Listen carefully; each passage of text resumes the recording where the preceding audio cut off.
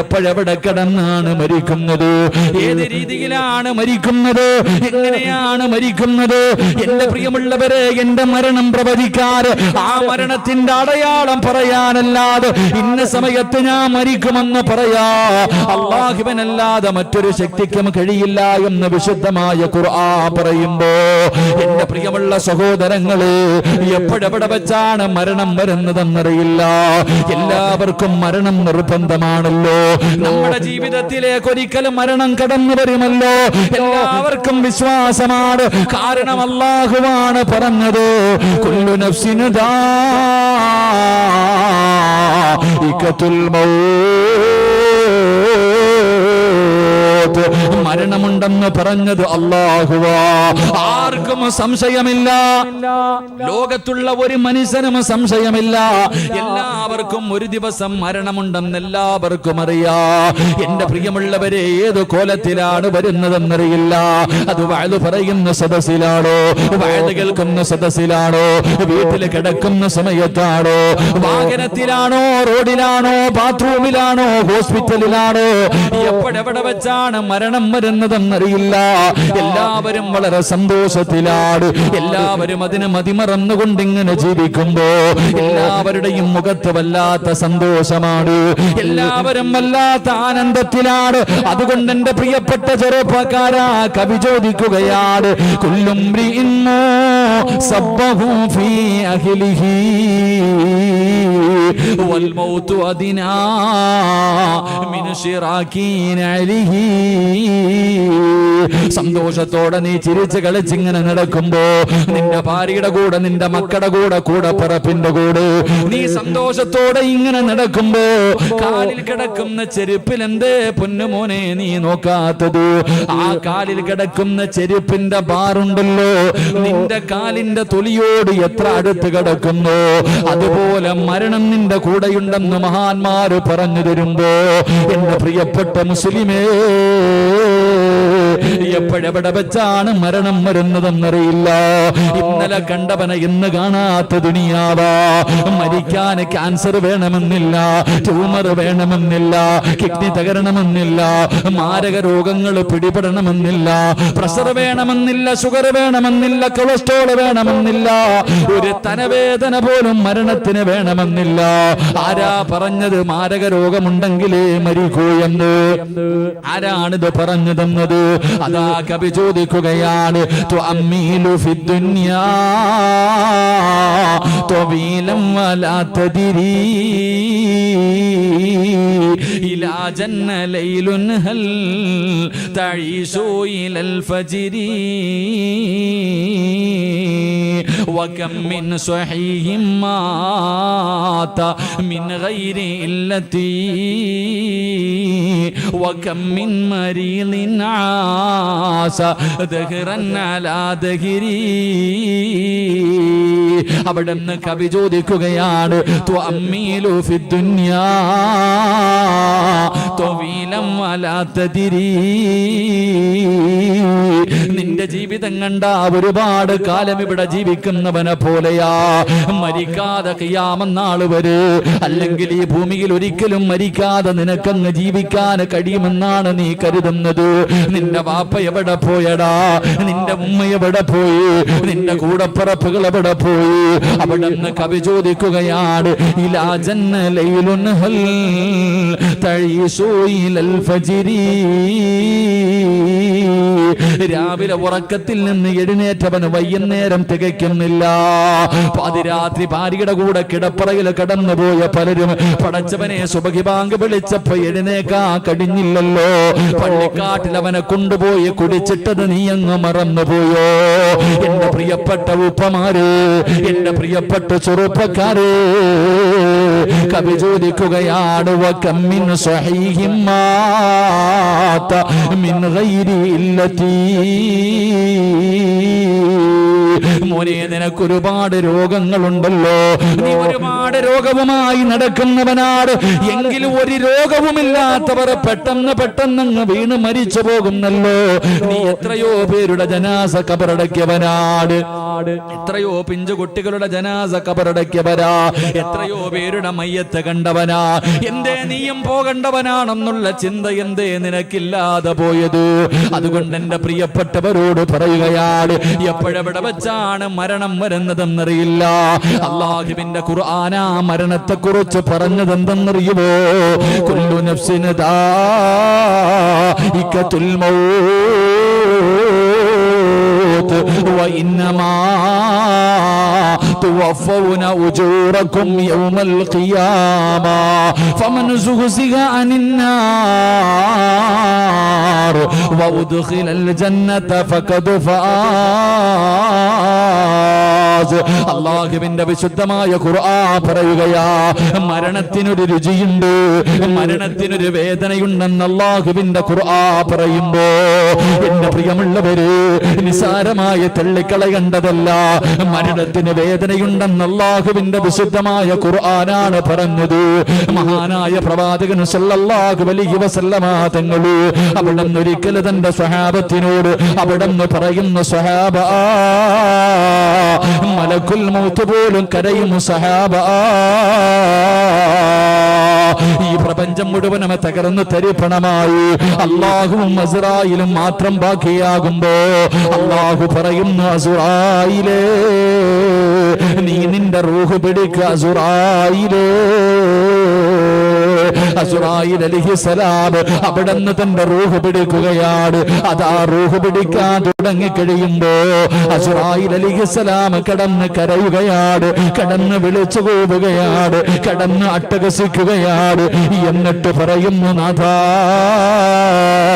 മരണത്തിന് ഇത്ര വേദനയുണ്ടെന്ന് ഞാൻ അറിഞ്ഞിരുന്നെങ്കിൽ, മരണത്തിന് ഇത്ര വേദനയുണ്ടെന്ന് ഞാൻ അറിഞ്ഞിരുന്നെങ്കിൽ മുഅ്മിനീങ്ങളുടെ റൂഹ് പിടിക്കുന്ന സമയം ഞാനൊരു മയം കാണിക്കുമായിരുന്നു റബ്ബേ.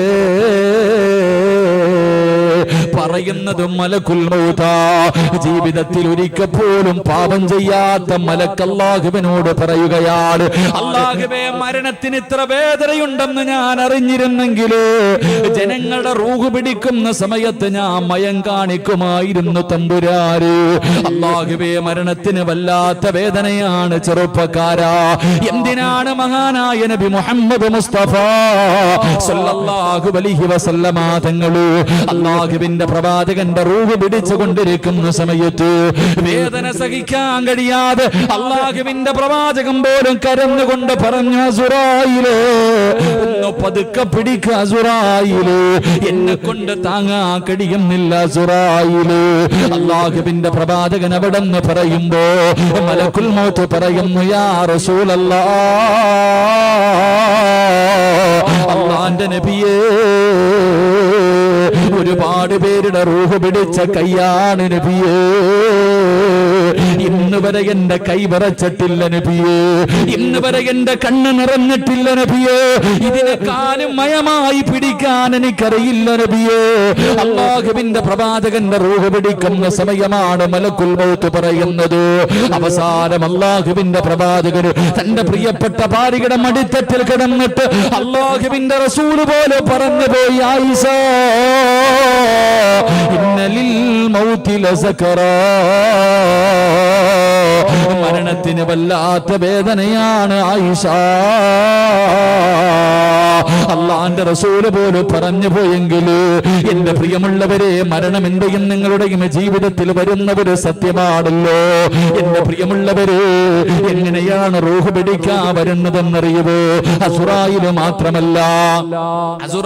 മാത്രമല്ല ഒരു മനുഷ്യന്റെ റൂഹ് പിടിക്കുന്നതിന് മലക്കുൽ മൗത്ത് മാത്രമല്ല വരുന്നത്. അല്ലാഹുവിന്റെ പ്രവാചകൻ അവിടെന്ന് പറയുകയാ, 70 മുതൽ 70,000 മലക്കുകളുടെ നേതൃത്വമാ. അല്ലാഹുവേ, 70,000 മലക്കുകളുടെ നേതൃത്വത്തിൽ മലക്കുൽ മൗത്ത് അസ്റായീൽ ഒരു സൈന്യം ഇറങ്ങി വരുന്നത് പോലെ, ഒരു പടയിറങ്ങി വരുന്നത് പോലെ എന്റെയും നിങ്ങളുടെയും റൂഹ് പിടിക്കുന്നതിന് വേണ്ടി അല്ലാഹുവേ അവിടുന്ന് ഇറങ്ങി വരികയാണ്. എല്ലാവരും കാണുമല്ലോ, നമ്മളെല്ലാവരും കാണുമല്ലോ. അഹങ്കരിച്ച് നടന്നവൻ, നിഷേധിച്ച് നടന്നവൻ, അല്ലാഹുവിനെ മറന്നു നടന്നവൻ, എല്ലാവരും ആ കാഴ്ച കാണുമെന്ന് അല്ലയാ പറഞ്ഞത്. ഫകശഫിനാ അൻക ഇതാ റാക ഫബസറുകൽ യൗമ ഹദീദ്. നമ്മുടെ കണ്ണുകൊണ്ട് കാണും ചെറുപ്പക്കാരാ, ഓരോ മനുഷ്യനും കാണും മലക്കുൽ മൗത്തും തന്റെ അനുയായികളും റൂഹ് പിടിക്കുന്നതിന് ഇറങ്ങി വരുന്ന രംഗം കാണുമ്പോ പിടഞ്ഞു വീഴും ചെറുപ്പക്കാരാ. നിന്ന നിപ്പിന് നീ അവിടെ പിടഞ്ഞു വീഴുമെന്ന് റസൂലുള്ളാഹി തങ്ങൾ പറയുകയാ. അസ്റായിലിനെ കാണേണ്ട താമസമുണ്ടല്ലോ, അവിടെ പിടഞ്ഞു വീഴുകയാണ്. അല്ലാഹുവിനെ മറന്നുകൊണ്ട് നടന്നവന്റെ ചുറ്റുഭാഗത്ത് മുഴുവനും മലക്കുകൾ വന്ന് നിരന്നു നിൽക്കുകയാണ്. എന്നിട്ട് പറയുന്നത് എന്തെന്നറിയുമോ? കല്ലാ ഇദാ ബലഗതി തറാകിയ വകീല മൻ റാക വലന്ന അന്നഹുൽ ഫിറാക വൽതഫതി സാഖു ബിസാഖ് ഇലാ റബ്ബിക യൗമഇദിനിൽ മസാഖ്. നിന്നെ കൊണ്ടുപോകാൻ പോകുകയാണ്. ആരെ വേണമെങ്കിലും വിളിച്ചോ, നിന്നെ രക്ഷപ്പെടുത്താൻ ആരെ വേണമെങ്കിലും വിളിച്ചോ. നിന്നെ കൊണ്ടുപോകാൻ പോകുകയാണെന്ന് പറഞ്ഞുകൊണ്ട് തല്ലിച്ചതച്ചുകൊണ്ട് ശരീരത്തിൽ നിന്ന് നമ്മുടെ റൂഹ് വലിച്ചെടുക്കുമെന്ന് അല്ലാഹുവിന്റെ വിശുദ്ധമായ ഖുർആൻ പറയുമ്പോ, എന്റെ പ്രിയപ്പെട്ട ചെറുപ്പക്കാരാ, ഇതേതെങ്കിലും ഒരു കഥയല്ലടാ, ഏതെങ്കിലും ഒരു നോവലിൽ ആരെങ്കിലും എഴുതി വെച്ച ഒരു കഥയല്ല. ഇത് അല്ലാഹുവിന്റെ വിശുദ്ധമായ ഖുർആൻ നമുക്ക് പറഞ്ഞു തന്ന ഒരു സത്യമാണ്. അതുകൊണ്ട് എന്റെ പ്രിയമുള്ളവരോട് പറയുകയാ, എന്റെ പ്രിയപ്പെട്ടവരോട് പറയുകയാ, അല്ലാഹുവിന്റെ വിശുദ്ധമായ ഖുർആൻ പറയുകയാ, ആ മരണത്തിന് വേണ്ടി തയ്യാറെടുത്തിരിക്കു ചെറുപ്പക്കാരാ. ആ മരണത്തിന് വേണ്ടി തയ്യാറെടുക്കുമോരെ.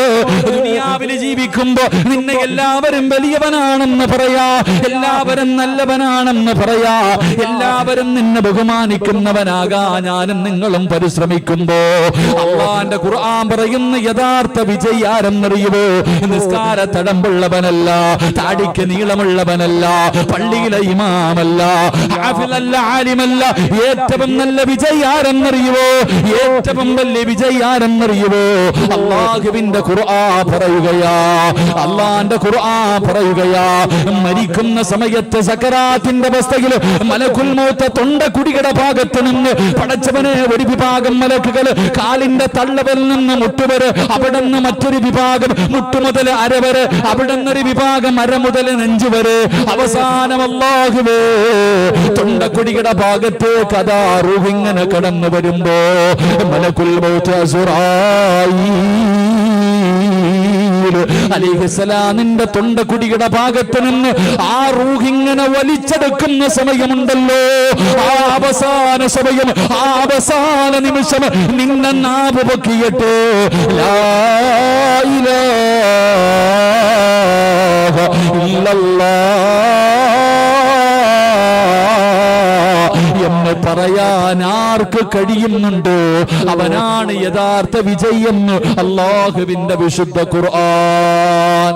അല്ലാഹുവിന്റെ വിശുദ്ധമായ ഖുർആൻ പറയുന്നു. എന്റെ പ്രിയപ്പെട്ട സഹോദരങ്ങളെ, ഒരു മനുഷ്യന്റെ മരണം എപ്പോഴാണെന്ന് അല്ലാഹുവിന് മാത്രമേ പറയാൻ പറ്റൂ.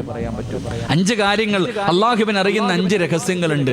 ആ 5 രഹസ്യങ്ങളിൽപ്പെട്ട ഒരു രഹസ്യം, സിറാജ് എപ്പോ എവിടെ കടന്ന് എങ്ങനെ മരിക്കും, അത് അല്ലാഹുവിന് മാത്രമേ പറയാൻ കഴിയൂ എന്ന് അല്ലാഹുവിന്റെ വിശുദ്ധമായ ഖുർആൻ. അല്ലാഹു നല്ല മരണം നൽകി അനുഗ്രഹിക്കുമാറാകട്ടെ. തഴമ്പിലും താടിയിലും ഒന്നും ഒരു കാര്യമില്ല. നിസ്കാര തഴമ്പിലും താടിയിലും ഹജ്ജ് ചെയ്തു, ഖുർആൻ പഠിച്ചു, ആഫിൽ ആലിം, അതിലൊന്നും ഒരു കാര്യമില്ല, അതിലൊന്നും കാര്യമില്ല. ഒരു മനുഷ്യന് യഥാർത്ഥ വിജയിയാകുന്നത് അവന്റെ തൊണ്ടക്കുടിയിൽ നിന്ന് റൂഹ് വലിച്ചെടുക്കുന്ന സമയം ഷഹാദത്ത് കലിമ പറയാൻ നിന്റെ നാവ് പൊങ്ങി നീ പറഞ്ഞിട്ടുണ്ടെങ്കിൽ നീ രക്ഷപ്പെട്ടു, ഇല്ലെങ്കിൽ നീ പരാജയപ്പെട്ടു. അള്ളാഹു നമ്മളെ കാക്കുമാറാകട്ടെ, അള്ളാഹു നമ്മളെ കാക്കുമാറാകട്ടെ. എന്റെ പ്രിയമുള്ളവരെ, എല്ലാവർക്കും അറിയാം ഒരു ദിവസം മരണമുണ്ട്. പക്ഷേ നമുക്കങ്ങോട്ട് തിരിയണില്ല.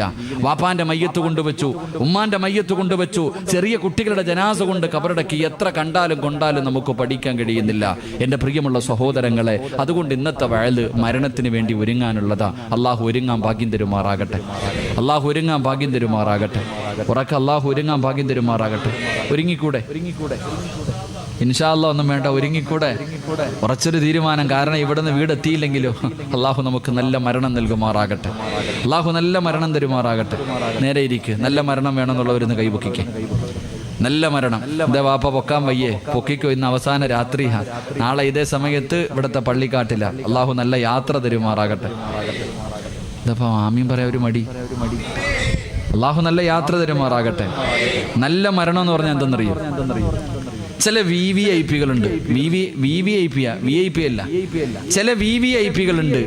അവരുടെ റൂഹ് പിടിക്കുന്ന സമയത്ത് മുഖറബുൽ അംലാക്കും മലക്ക് ജിബ്രീൽ അലൈഹിസ്സലാമിന്റെ സാന്നിധ്യം ഉണ്ടാകുമെന്ന് നബിയുനാ റസൂലുള്ളാഹി.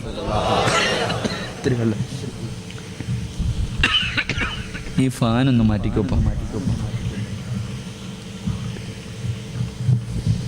ഒരു പ്രാണി വായിക്കാൻ പോയി അത്തട്ട.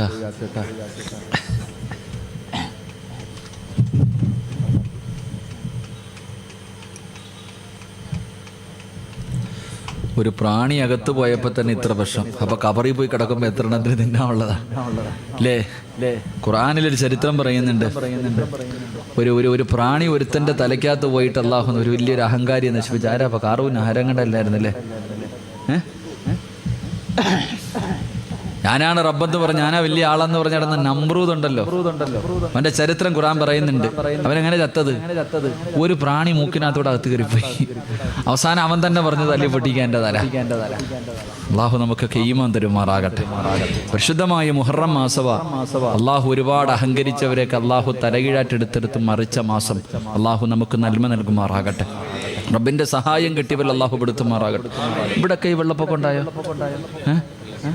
കുറ്റിത്തിരിവാരൊക്കെ രക്ഷപ്പെട്ടിട്ടാ. പക്ഷെ എന്നും വെള്ളിയാഴ്ച ആവണമെന്നില്ല, എന്നും അങ്ങനെ ആകണമെന്നില്ല. വെള്ളപ്പൊക്കൊക്കെ ഇങ്ങനെ പരിസര പ്രദേശങ്ങളിലൊക്കെ ഇവിടെ നിന്നൊക്കെ ഉള്ളവരൊക്കെ നല്ല പ്രവർത്തനങ്ങളൊക്കെ നടക്കും. അല്ലാഹു എല്ലാവർക്കും അർഹമായ പ്രതിഫലം തരുമാറാകട്ടെ. നാലിച്ചുവയ്ക്ക് കഴിഞ്ഞ മാസമൊക്കെ നമ്മൾ ദുആ ചെയ്തു, അല്ലാഹ് വെള്ളം കുറയണം, വെള്ളം കുറയണം, വെള്ളം കുറയണം. ഇപ്പൊ ദുആ ചെയ്യുന്നു, വെള്ളം തരണം, വെള്ളം തരണം, വെള്ളം തരണം. നാലിച്ചുവയ്ക്ക്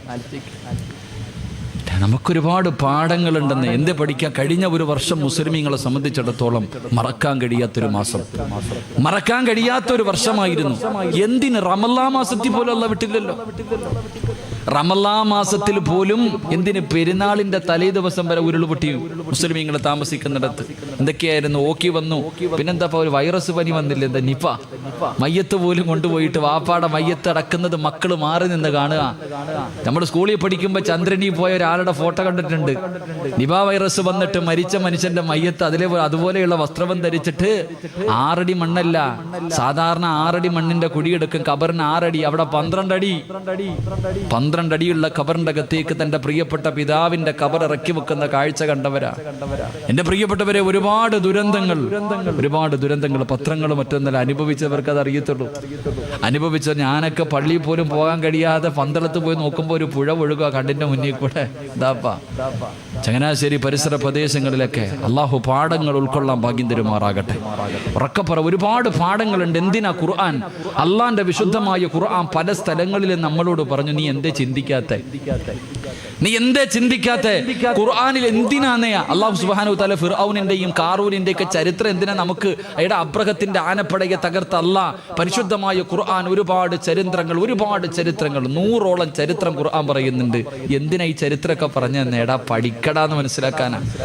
ഈ ദുരന്തം നമുക്ക് എത്രയോ പാഠങ്ങൾ തന്നു. അള്ളാഹു പാഠങ്ങൾ ഉൾക്കൊള്ളാൻ ഭാഗ്യം തരുമാറാകട്ടെ. ഏറ്റവും വലിയൊരു പാഠം എന്തെന്നറിയോ? നമുക്ക് ഈ ദുരന്തം തന്ന ഏറ്റവും വലിയ ഒന്നാമത്തെ പാഠം ദുആഇന്റെ മഹത്വം നമുക്ക് പഠിപ്പിച്ചു തന്നു. ദുആഇന്റെ മഹത്വം ഒന്ന് ആലോചിക്കേ. ഒരൊറ്റ വെള്ളിയാഴ്ച ദിവസം മനസ്സറിഞ്ഞിട്ട് നമ്മളൊക്കെ അള്ളാഹിനോട് ദുആ ചെയ്തില്ല. ഒറ്റ വെള്ളിയാഴ്ച രാവ്, ഒരേ ഒരു വെള്ളിയാഴ്ച ഒരേ മനസ്സോടുകൂടി എല്ലാവരും അള്ളാഹുവിന്റെ മുന്നിലേക്ക് ആത്മാർത്ഥമായിട്ട് ദുആ ചെയ്തപ്പോ ഒരൊറ്റ അടിക്കല്ലേ വെള്ളം അള്ളാഹ് മഴ നിർത്തി തന്നെ. എവിടെ പോയി വെള്ളമൊക്കെ? ഒറ്റ ദുആ. അതാ ദുആഇന്റെ പ്രാധാന്യം, ദുആഇന്റെ മഹത്വം. ഇഖ്ലാസോടുകൂടി ലോകത്തിന്റെ നാനാഭാഗങ്ങളിൽ, പ്രത്യേകിച്ച് കേരളത്തിലെ മുസ്ലിമീങ്ങൾ ആത്മാർത്ഥമായിട്ട് വെള്ളിയാഴ്ച മിഹ്റാബിൽ നിന്നിട്ട് ഒന്ന് കരഞ്ഞപ്പോ ഇവിടെ ദുആ അള്ളാഹു സ്വീകരിച്ചു. അള്ളാഹു ഈമാൻ തരുമാറാകട്ടെ.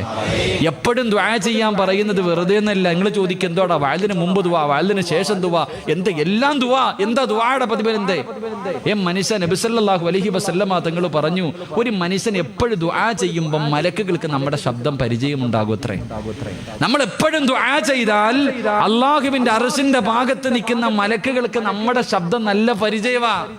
നീ ഏതെങ്കിലും ഒരു കുരുക്കിൽ പെട്ടിട്ട് ഒരു വേദനയോടുകൂടി നീ കരഞ്ഞുകൊണ്ട് ദുആ ചെയ്യുമ്പോ മലക്കുകൾ അള്ളാഹുവിനോട് പറയും, പടച്ചോനെ ഈ ശബ്ദം നല്ല പരിചയം, ഇത് സിറാജിന്റെ ശബ്ദമാ. അല്ലാ, അവൻ എവിടെയോ പെട്ടുകിടന്നിട്ട് കരഞ്ഞു ദുആ ചെയ്യുന്ന റബ്ബേ, അവന്റെ ദുആ നീ സ്വീകരിക്കണേ എന്നും മലക്കുകൾ അള്ളാഹുവിനോട് പറയുമെന്ന് നബി മുഹമ്മദ് മുസ്തഫ. മലക്കുകൾക്ക് പോലും നമ്മുടെ ശബ്ദം പരിചയമുണ്ടാകണം, അത്രയ്ക്കും ദുആ ചെയ്യണം. അള്ളാഹു നമുക്ക് ഈമാൻ തരുമാറാകട്ടെ. അപ്പൊ ഇതിന്ന് ഇവിടെ പഠിച്ച പാഠം, ഒന്നാമത്തെ പാഠം അതായിരുന്നു. 2, എൻ്റെ പ്രിയപ്പെട്ട സഹോദരങ്ങളെ, നമ്മുടെ രാജ്യം ഏറ്റവും കൂടുതൽ ഭയപ്പെട്ടിരുന്ന ഒരു കാര്യമായിരുന്നു വർഗീയത.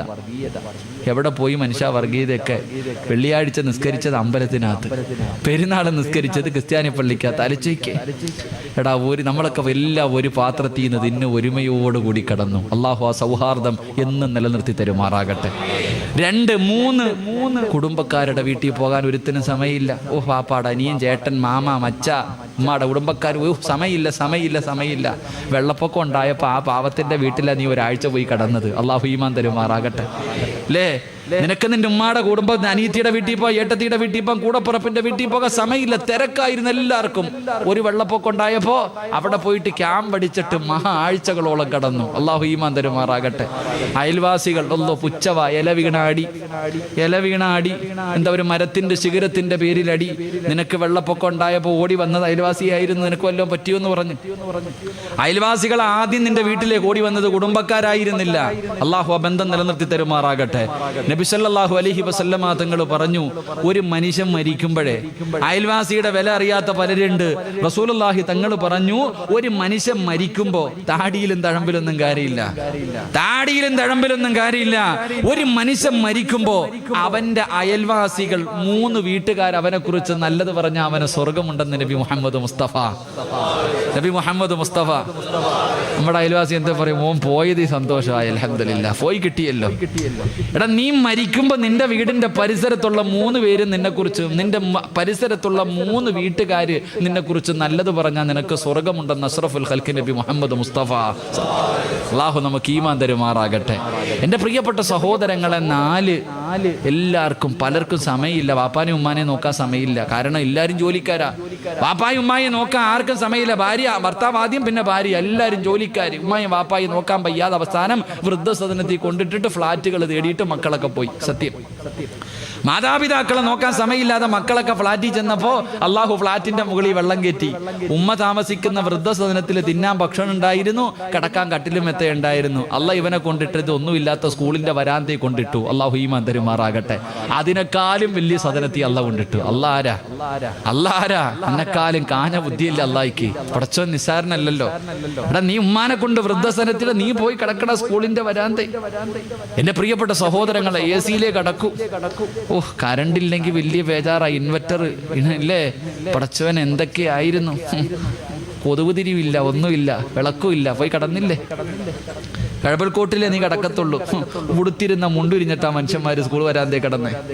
പെണ്ണുങ്ങളൊക്കെ ഇട്ടിരുന്ന ഷാള് തറയിലിട്ടിട്ട് കിടക്കണ കാഴ്ച. മന്തി ബിരിയാണി തിന്നത്തുള്ളൂ, അല്ലേ? ബ്രോസ്റ്റർ, അല്ലേ? ഓരോ വണ്ടി വരുമ്പോഴും നോക്കും വല്ലതും കൊണ്ടുവരുന്നുണ്ടോ പടച്ചവനെ, ബിസ്ക്കറ്റാണോ, അല്ലേ? ഓരോ സ്കൂളിലേക്ക് ഓരോ വണ്ടി വരുമ്പോഴും നോക്കാം എന്താ ഉള്ളേന്ന്.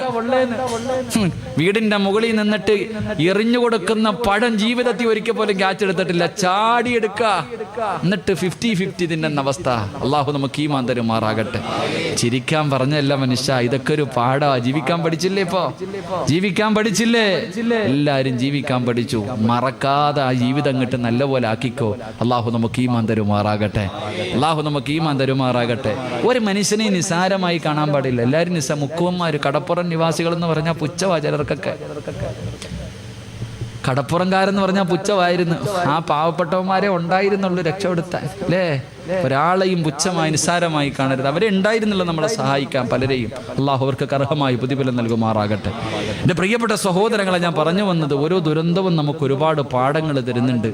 എന്നിട്ടും പഠിക്കുന്നുണ്ടോ? പടച്ചവൻ ഇതങ്ങോട്ട് കഴിഞ്ഞപ്പോഴത്തേക്ക് ഭൂമി ഉലങ്ങി. ഇവിടെ പരിസരത്താ കുലുങ്ങിയത്, ഭൂമി കുലുങ്ങി. തീരുന്നുണ്ടോ? അള്ളാഹുവ പടച്ചവനെ ഒരു കാലത്തും ഇല്ലാത്ത വരൾച്ചയാ വരാൻ പോകുന്നത്. അള്ളാഹു കാക്കുമാറാകട്ടെ. ഇപ്പൊ ആണിനും ആണിനും കല്യാണം കഴിക്കാം, ആണിനും ആണിനും പെണ്ണ് കെട്ടാം, പെണ്ണിനും പെണ്ണിനും കെട്ടാൻ കുഴപ്പമില്ല. എല്ലാം ആയില്ലേ.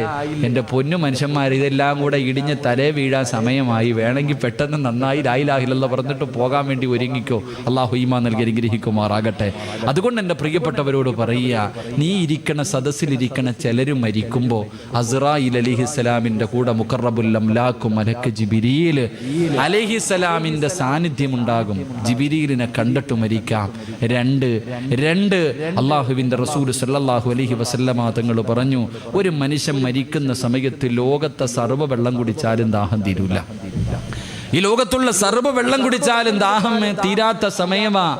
ആ സമയത്ത് ചിലർക്ക് ദാഹമുണ്ടാകില്ല എന്ന് നബിയുനാ റസൂലുള്ളാഹി. 3 ചിലർക്ക് അല്ലാഹു മരണവേദന കുറച്ചു കൊടുക്കുമെന്ന് നബി മുഹമ്മദ് മുസ്തഫ. അല്ലാഹു ആ VVIPകളിൽ എന്നെയും നിങ്ങളെയും പെടുത്തുമാറാകട്ടെ. അല്ലാഹു ആ VVIPകളിൽ എന്നെയും നിങ്ങളെയും പെടുത്തുമാറാകട്ടെ. ഇൻഷാ അല്ലാഹ് ആ കൂട്ടത്തിൽ പെട്ടൂടെ? 3 കാര്യം ചെയ്താൽ മതി, കൂടുതലൊന്നും വേണ്ട.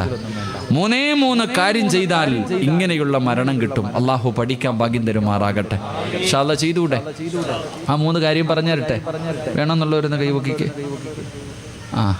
10:55 ആകുമ്പോൾ ഞാൻ പറയും കേട്ടോ. എത്ര മണിക്ക്? 11 മണിക്ക് വഴുതു നിർത്തും. 10:55 ആകുമ്പോൾ ആ 3 കാര്യം പറയും. ആവശ്യമുള്ളവ ഇരുന്നാൽ മതി, അല്ലാത്തവൻ പൊക്കോളി. ഇൻഷാ അല്ലാഹ്. അല്ലാഹു ഈമാൻ തരുമാറാകട്ടെ. എൻ്റെ പ്രിയമുള്ള സഹോദരങ്ങളെ, ഒരു മനുഷ്യന്റെ മരണത്തിന്റെ രംഗമാണ് ഞാൻ പറഞ്ഞേ. മരണത്തിന്റെ രംഗം പറഞ്ഞു. ഒരു മനുഷ്യന്റെ റൂഹ് പിടിച്ചു. നല്ല മനുഷ്യന്റെ റൂഹ് പിടിക്കുന്നത് എങ്ങനെയാണ്, മോശമായ ഒരു മനുഷ്യന്റെ റൂഹ് പിടിക്കുന്ന ഇതൊക്കെ നമുക്കറിയാം, ഞാൻ പറയുന്നില്ല. അവിടെ നിന്ന് റൂഹ് പിടിച്ചു കഴിഞ്ഞാൽ എൻ്റെ പ്രിയമുള്ള സഹോദരങ്ങളെ, എല്ലാവരും മലക്കുകൾ മുഴുവനും ആകാശ ലോകത്തേക്ക് കടന്നു ചെല്ലുമ്പോ അല്ലാഹുവിന്റെ പ്രവാചകൻ സല്ലല്ലാഹു അലൈഹി വസല്ലമ തങ്ങൾ പറയുകയാണ്, അല്ലാഹുവിനെ ഭയന്നുകൊണ്ട് ജീവിക്കുന്ന ഒരു മനുഷ്യനുണ്ടല്ലോ, നിസ്കരിച്ചുകൊണ്ട് ഖുർആൻ ഓതി സ്വലാത്തുകൾ പറഞ്ഞു നല്ല കാര്യങ്ങൾ ചെയ്തുകൊണ്ട് ജീവിക്കുന്ന ഒരു മനുഷ്യന്റെ റൂഹ് പിടിക്കാ. അതാ മലക്കുകൾ ഇറങ്ങി വരികയാണ്. പടച്ചവനെ വല്ലാത്ത ചിരിക്കുന്ന മുഖത്തോടെ വെള്ളവസ്ത്രം ധരിച്ചുകൊണ്ട് സലാം പറഞ്ഞുകൊണ്ടാണ് അവര് കടന്നു വരുന്നത്. പുഞ്ചിരിക്കുന്ന മുഖത്തോടെ അവരിങ്ങനെ കടന്നു വരികയാണ്. അല്ലാഹുവിന്റെ റസൂല് പറഞ്ഞു, പാത്രത്തിൽ നിന്ന് വെള്ളം ചരിക്കുന്നത് പോലെയാണ് അവന്റെ റൂഹ് പിടിക്കുന്നത്. എണ്ണക്കകത്ത് കിടക്കുന്ന നൂല് വലിച്ചെടുക്കുന്നത് പോലെ മയമായിട്ടാണ് അവന്റെ റൂഹ് പിടിക്കുന്നത്. ആ സമയത്ത് മലക്കുകൾ അവന്റെ ചാരത്ത് നിന്നിട്ടവന് അതാ സ്വാഗതമരുളുകയാണ്. അല്ലാഹുവിന്റെ വിശുദ്ധമായ ഖുർആൻ അവിടെ നിന്ന് പറയുകയാ, ഇലാ റബ്ബികി റാളിയതൻ മർളിയ ഫദ്ഖുലി ഫീ ഇബാദി വദ്ഖുലി ജന്നതി. ചുറ്റുഭാഗത്ത് നിന്നിട്ട് മലക്കുകൾ സ്വാഗതം പറയുകയാണ്. പടച്ചവനെ, അവരാനതാ മനുഷ്യനേതാ ചുറ്റുഭാഗത്ത് നിൽക്കുന്ന മലക്കുകൾ സ്വാഗതം പറഞ്ഞുകൊണ്ട് ആ മനുഷ്യന്റെ റൂഹതാ പിടിക്കുകയാണ്. അവസാനം അത് പടച്ചവനെ 3 ആകാശത്തിലേക്ക് കടന്നു ചെന്നു. അവിടെ നിന്ന് കോടാനികോടി മലക്കുകള് 2 ആകാശത്തിലേക്ക് കൊണ്ടുപോവുകയാണ്. അവസാനം അല്ലാഹുവിന്റെ മുന്നില് അവിടെ നിന്ന് ഇല്ലീനെന്ന് പറയുന്ന ഒരു സ്ഥലത്തേക്ക് കൊണ്ടുചെല്ലുകയാ. പ്രവാചകൻ അവിടെ നിന്ന് പറയുന്ന മോശമായ ഒരു മനുഷ്യനുണ്ടല്ലോ, അവൻ മലക്കുകളെ കാണേണ്ട താമസം പിടഞ്ഞു വീഴുകയാണ്.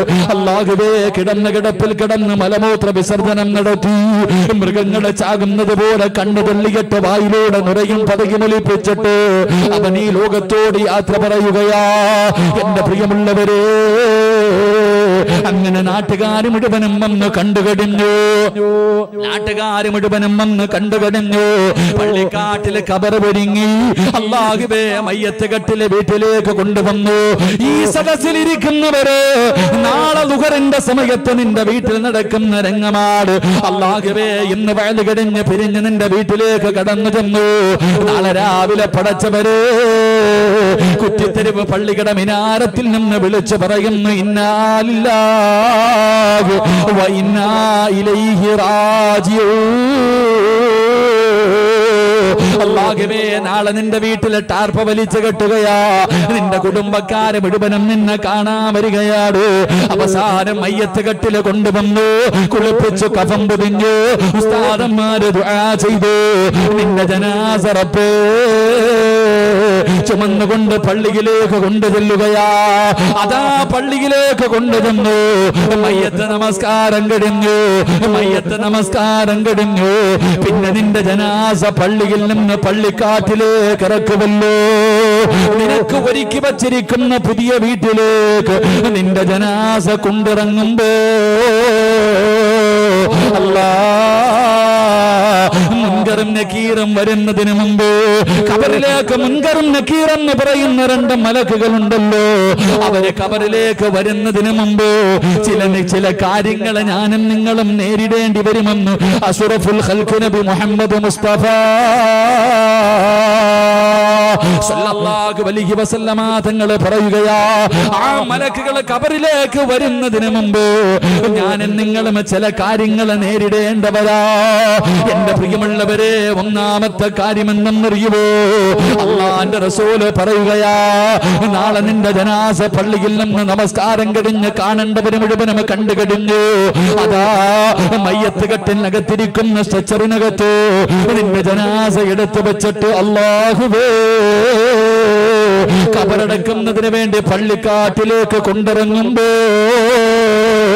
അല്ലാഹുവിന്റെ റസൂല് പറയുകയാ, ഒന്നാമതായി നടക്കുന്ന സംഭവം എന്തെന്നറിയുവോ?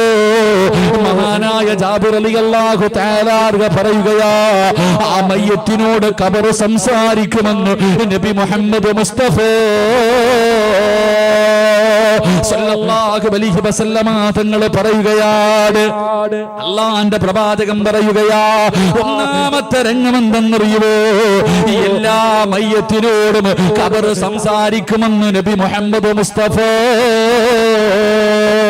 സല്ലല്ലാഹു അലൈഹി വസല്ലമ തങ്ങൾ പറയുകയാ, ചെറുപ്പക്കാരാ നാവുണ്ടടാ, ഖബറിന് സംസാരിക്കുന്ന നാവുണ്ട് പൊന്നുമോരെ. ഖബർ ഒരുപാട് കാര്യങ്ങൾ എന്നോടും നിങ്ങളോടും പറഞ്ഞു തരുന്നുണ്ട്. പള്ളിക്കാട്ടില് പലരെയും കൊണ്ടുപോയി നിന്നെ പോലെ ദുനിയാവിന്റെ തൊലിക്ക് മുകളിൽ മോഹങ്ങളും സ്വപ്നങ്ങളുമായി കഴിഞ്ഞിരുന്ന എത്രയോ പേരുടെ പച്ച ശരീരം കൊണ്ട് മണ്ണില് കുടിച്ചിട്ടവനല്ലോ. ആ പള്ളിക്കാട്ടിലേക്ക് പോയി നിൽക്കുന്ന സമയത്ത് നിനക്ക് എവിടെയോ 6 അടി മണ്ണിന്റെ സ്ഥലമുണ്ടടാ. ആ ഖബർ നിന്നോട് ഒരുപാട് കാര്യങ്ങൾ വിളിച്ചു പറയുന്നുണ്ട്. നീ കേൾക്കാനിട്ടാ ചെറുപ്പക്കാരാ, നീ കേൾക്കാനിട്ടാണ് വാപ്പോ. നിനക്കത് കേൾക്കാൻ സമയമില്ലല്ലോ. അവിടെ നിന്നല്ലേ രാഷ്ട്രീയം പറയുന്നത്, അവിടെ നിന്നല്ലേ പച്ചയിറച്ചി നിന്നുന്നത്, അവിടെ നിന്നല്ലേ നീ തമാശ പറയുന്നത്. അല്ലാഹുവിന്റെ റസൂൽ അവിടെ നിന്ന് പറയുകയാ, ഈ ദുനിയാവിന്റെ തൊലിക്ക് മുകളില് 6 സ്ഥലങ്ങളിൽ സംസാരിക്കാൻ പാടില്ല. മഹാനായ അലിയാരി തങ്ങൾ പറയുകയാണ്, ഈ ദുനിയാവിന്റെ തൊലിക്ക് മുകളില് 6 സ്ഥലങ്ങളിൽ ഒരു മനുഷ്യന് സംസാരിക്കാൻ പാടില്ല. ദുനിയാവിന്റെ കാര്യം പറഞ്ഞാൽ 30 കൊല്ലത്തെ ഇബാദത്ത് നഷ്ടപ്പെട്ടു പോകും, 30 വർഷം ചെയ്ത അമല് നഷ്ടപ്പെട്ടു പോകുമെന്ന് അലിയാരി തങ്ങൾ പറഞ്ഞു തരുമ്പോ അതിലെ ഒരു സ്ഥലം ഏതെന്നറിയുമോ? ഖബർസ്ഥാനാണ് ചെറുപ്പക്കാരോ. പള്ളിക്കാട്ടിൽ പോയി നിന്ന് സംസാരിക്കല്ലോ. 30 കൊല്ലത്തെ അമല് നഷ്ടപ്പെട്ടു പോകുന്ന സ്ഥലമാണ് പൊന്നുപോരെ. എന്റെ പ്രിയപ്പെട്ട ചെറുപ്പക്കാരാ, അവിടെ നിന്ന് ചിരിക്കല്ലേടോ, അവിടെ നിന്ന് തമാശ പറയല്ലേ. അല്ലാഹുവിന്റെ റസൂല് പറയുകയാണ്, പള്ളിക്കാട്ടിൽ നിന്ന് ചിരിക്കുന്നവനുണ്ടല്ലോ, അവൻ നാളെ എങ്ങനെയാണ് കടന്നു വരുന്നതെന്നറിയുമോ? ഇസ്രാഫീൽ എന്ന മലക്ക് സൂറെന്ന കാഹളത്തിലൂതുമ്പോ കുറ്റിത്തെരുവ് പള്ളിയുടെ ഖബർസ്ഥാനിൽ നിന്ന് എഴുന്നേറ്റ് വരികയാണ്. എങ്ങനെയാ കടന്നു വരുന്നത്?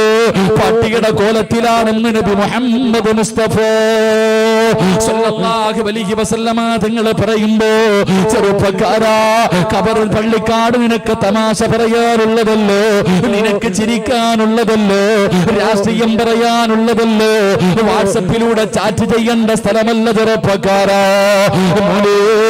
ആ പള്ളിക്കാട്ടിൽ നിന്ന് കരയേണ്ട സ്ഥലമാണ്. അല്ലാഹുവേ, പ്രവാചകനവിടുന്ന് പറയുകയോ, അല്ലാഹുവിന്റെ റസൂല് പറയുകയോ, ആ ഖബറിന്റെ അവസ്ഥയെ കുറിച്ച് നീ അറിഞ്ഞിരുന്നെങ്കിലേ ആ ഖബറിന്റെ അവസ്ഥയെ കുറിച്ച് നീ അറിഞ്ഞിരുന്നെങ്കിൽ ലൗലം യഅലമു മാ യഅതീഹി ബഅദൽ മൗത്ത് മാ അകില അകിലാ വലാ ശരിബ ശുർബാ ഇല്ലാ വഹുവ യബ്ഖീ വയളിരിബു അലാ സദരി. ആ ഖബറിന്റെ അകത്ത് കിടക്കുന്ന മനുഷ്യന്റെ അവസ്ഥയെ കുറിച്ചെങ്ങാട് നീ അറിഞ്ഞിരുന്നെങ്കിലോ നീ ഭക്ഷണം കഴിക്കൂല, നീ വെള്ളം കുടിക്കൂല, നെഞ്ചത്തടിച്ച് കരഞ്ഞു വിളിച്ചിട്ടല്ലാതെ നിനക്കതിന് കഴിയില്ല എന്ന് പ്രവാചകന് ഇവിടുന്ന് പറഞ്ഞു തരുമ്പോ കളിക്കണ്ട സ്ഥലമല്ല ചെറുപ്പക്കാരാ, ഖബർ നിനക്ക് ചിരിക്കണ്ട സ്ഥലമല്ല ചെറുപ്പക്കാരാ. അതുകൊണ്ടാണ് മഹാനായ സയ്യിദുനാ ഉസ്മാൻ റളിയല്ലാഹു തആല അൻഹു ജീവിതത്തിൽ ഏറ്റവും കൂടുതൽ കരഞ്ഞത് അതാ മരണത്തെ കുറിച്ച് ഓർത്തിട്ടല്ല, പരലോകത്തെ കുറിച്ച് ഓർത്തിട്ടല്ല, നരകത്തിന്റെ ശിക്ഷകളെ കുറിച്ച് ഓർത്തിട്ടല്ല, വിചാരണയുടെ രംഗത്തെ കുറിച്ച് ഓർത്തിട്ടല്ല, സിറാത്ത് എന്ന് പറയുന്ന പാലത്തിനെ കുറിച്ച് ചിന്തിച്ചിട്ടില്ല. ഉസ്മാൻ തങ്ങൾ തന്റെ ജീവിതത്തിൽ ഏറ്റവും കൂടുതൽ കരഞ്ഞത് എപ്പോഴും അറിയുമോ? അത് ഖബർ കാണുന്ന സമയമായിരുന്നു പൊന്നുപോരെ, അത് ഖബർ കാണുന്ന സമയമായിരുന്നു ചെറുപ്പക്കാരാ. അതുകൊണ്ട് പ്രിയപ്പെട്ടവരെ, ഖബർ നമ്മളോട് സംസാരിക്കുകയാണ്. പടച്ചറപ്പിനെ മറന്നുകൊണ്ട് ധിക്കാരിയെ പോലെ നടന്നവരെ, നിന്റെ ജനാസ പള്ളിക്കാട്ടിലേക്ക് ജനങ്ങൾ ചുമന്നുകൊണ്ടിറങ്ങുകയാണ്. നിന്റെ വാപ്പയുണ്ട്, നിന്റെ കൂടപ്പിറപ്പുണ്ട്, നിന്റെ കൂട്ടുകാരുണ്ട്, നിന്റെ കുടുംബക്കാരുണ്ട്, എല്ലാവരും നിന്റെ ജനാസ ചുമന്നുകൊണ്ടിറങ്ങുമ്പോ ഖബർ വിളിക്കുന്ന എടാ വൃത്തികെട്ടവരെ, എടാ അഹങ്കാരി, ഇന്നെന്റെ സ്വഭാവം എന്താണെന്ന് നിനക്ക് കാണിച്ചു തരാമടാ, സ്വഭാവം എന്താണെന്ന് ഞാൻ നിനക്ക് കാണിച്ചു തരാ.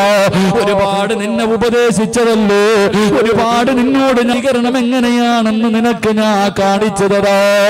എന്റെ പ്രിയമുള്ളവരെ, ഓരോ മയ്യത്തിനോടും ഖബർ സംസാരിക്കുമെന്ന് നബി മുഹമ്മദ് മുസ്തഫ അല്ലാഹുവിന്റെ റസൂൽ സല്ലല്ലാഹു അലൈഹി വസല്ലം തങ്ങൾ പറഞ്ഞു, ജനാസ ഖബറടക്കുന്നതിന് വേണ്ടി പള്ളിക്കാട്ടിലേക്ക് കൊണ്ടിറങ്ങുമ്പോ ഖബർ ആദ്യം ആ മനുഷ്യനോട് സംസാരിക്കുമെന്ന് നബിയിനാ റസൂലുള്ളാഹി. ഉറക്കെ നബിയിനാ റസൂലുള്ളാഹി. നമുക്കെല്ലാവർക്കും കേൾക്കാം, അല്ലാഹു കേൾക്കാൻ ഭാഗ്യം തരുമാറാകട്ടെ. നീ വിചാരിച്ച ഓരോ മനുഷ്യനെയും പള്ളിക്കാട്ടി കൊണ്ട് കുഴിച്ചിടാൻ വെറുതെ അല്ല അല്ലാഹ് അതിങ്ങനെ പറഞ്ഞിരിക്കണേ. കൊണ്ടുപോയി കുഴിച്ചിടാൻ പറഞ്ഞത്, എടാ കുഴിച്ചിടുമ്പോ നീ ഒരു ദിവസം ഇങ്ങനെ പോകേണ്ടവനാ. നീ ഇനി മുതൽ പള്ളിക്കാട്ടി പോകുമ്പോ ചിന്തിക്കണം, നിന്നെ എവിടെയോ അല്ലാഹു സൃഷ്ടിക്കാൻ ഒരു പിടി മണ്ണ് വാരിയ സ്ഥലമുണ്ട്. ആ സ്ഥലം നിന്നോട് പറയുന്നുണ്ട്, സിറാജേ നേരെ ചൊവ്വ നടന്നോടാ, നീ ഇങ്ങോട്ട് വരാനുള്ളവനാ.